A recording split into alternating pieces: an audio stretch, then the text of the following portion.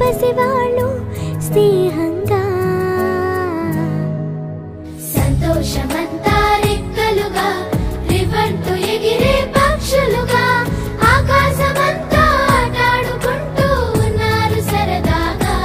ఒకరేమో సీను ఒకరేమో చున్ను కలిసారే ప్రాణంగా కురిసారే వర్షంగా.